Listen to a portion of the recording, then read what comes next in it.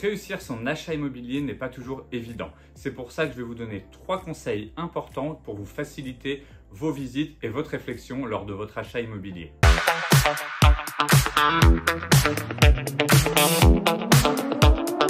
Donc déjà, je vais vous donner 2 conseils que vous pouvez faire lors de la visite de l'appartement ou juste après afin de ne rien rater lors de celui-ci.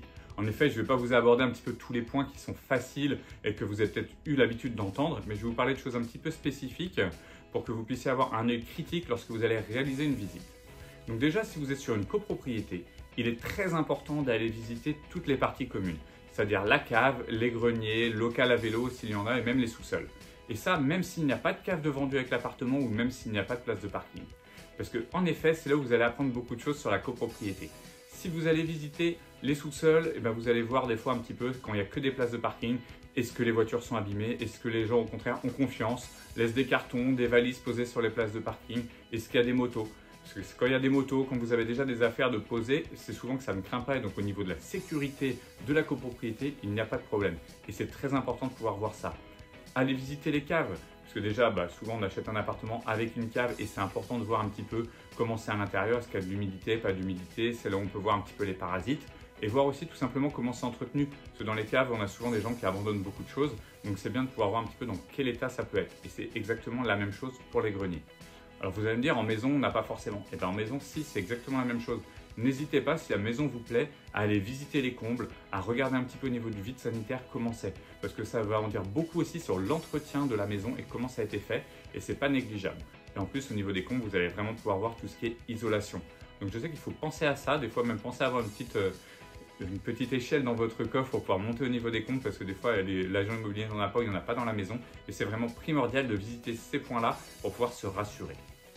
Ensuite, le deuxième conseil au niveau de la visite, c'est tout simplement plus pour le quartier, pour l'environnement, pour qu'est-ce qui se passe soit au niveau de la copropriété, soit au niveau de la maison. Pour ça, n'hésitez pas à retourner, même sans l'agent immobilier, sans visiter le bien, à différents horaires. Alors moi, je conseille déjà de faire sa revisite à un horaire différent de la première visite.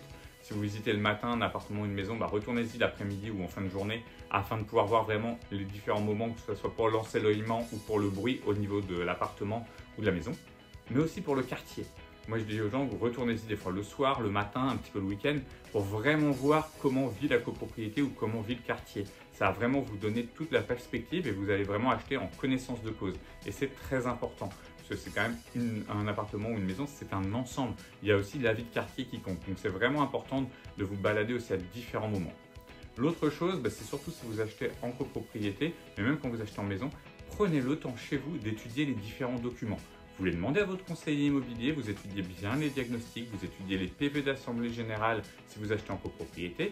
Si vous achetez qu'une maison, demandez le diagnostic assainissement, regardez un petit peu s'il y a un règlement de lotissement. Ces petites choses-là sont très importantes, il faut les étudier, il faut prendre le temps de regarder tout ça pour ne pas faire de bêtises. Même les diagnostics, de bien regarder, parce que vous allez apprendre des choses généralement au niveau de l'électricité ou autre, même si souvent ce n'est pas des choses énormes à faire en travaux, il faut les connaître et pas acheter précipitamment.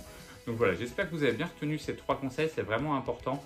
Donc visitez vraiment tout l'ensemble, visitez à différents horaires et étudiez bien les documents.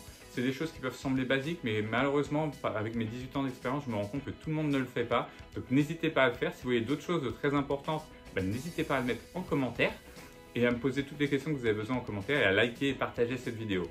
Moi, je vous dis à très bientôt pour une nouvelle vidéo. Excellente journée, ciao!